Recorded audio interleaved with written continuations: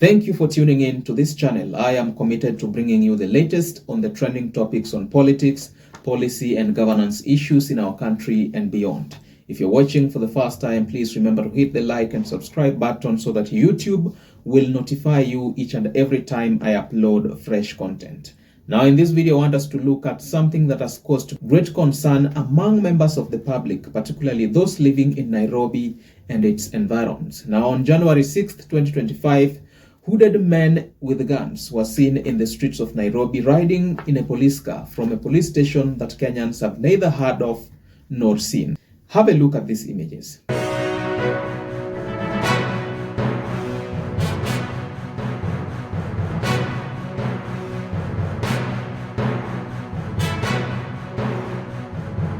Now, if you did a critical analysis of those images, you must have made certain conclusions in your heart. The most obvious observation is that these guys do not resemble the common Kenya police officers that we know of. I want us to look at three strange things about these men, so please watch till the end so that you get the gist of the matter. The first strange thing about them is that the police station from which they have been drawn is not known. I mean, look at that image again.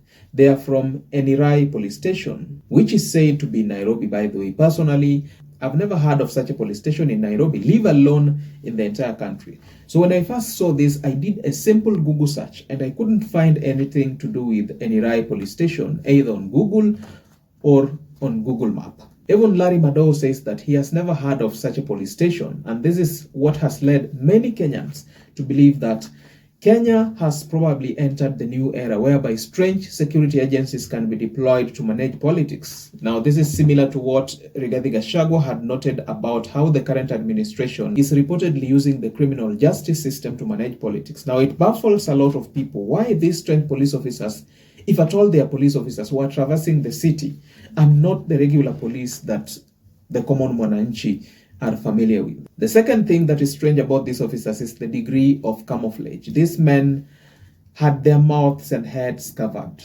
Mdomo ndio mtu jamani. If you cover your mouth and head, then it is almost impossible to recognize you. Now, it should be understood right from the beginning that the work of the police is to maintain law and order.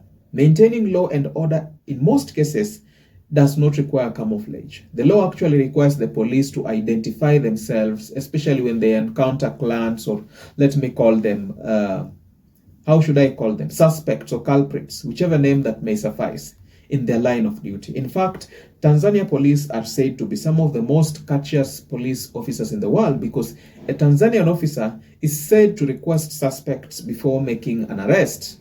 Naomba nikushike, and other short stories here and there.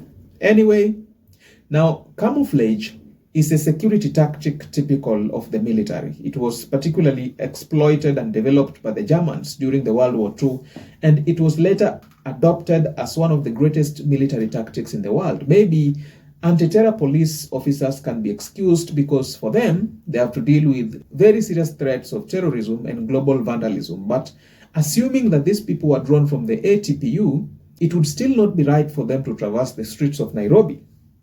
I think so. I mean, the streets is a civilian territory, and only the regular police officers who are uniformed, visible, and recognizable should lawfully perform their patrols. The third and final strange thing that has raised eyebrows is that nearly all of the officers are on their phones, especially the ones at the back of the purported police vehicle marked Enirai police station. It seems that these people must have been communicating, maybe with their officers or maybe with their bosses, or maybe, who knows, they could as well be receiving instructions in real time, maybe direct from the house on the hill. I don't know, maybe I'm just overthinking.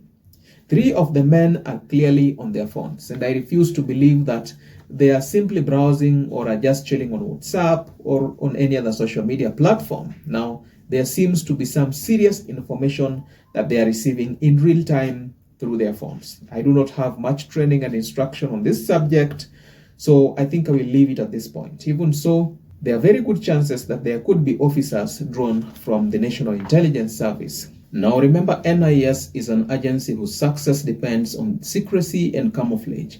The lesser the knowledge that people have about NIS, the more the organization is likely to succeed in its mission. I feel that the police station that is written on that vehicle is non-existent. And the only reason why that has been done is so that should the officers find themselves on the other side of the law, you know what I mean, then it would become so difficult to trace them to their centers of operation. Maybe we should wait for Rigathi Gachagua to expose them the way he did to the alleged abductors of government critics. My guess is that they are from NIS. Do let me know your thoughts and opinions in the comment section below. Don't forget to like, subscribe, and hit the notification bell for more informative content such as this. If you're watching for the first time, please remember to check out my channel, and I guarantee you will be treated to a ton of recent content on policy, politics, and governance issues in Kenya. I am committed to informing, educating, and entertaining in a manner that mainstream media cannot.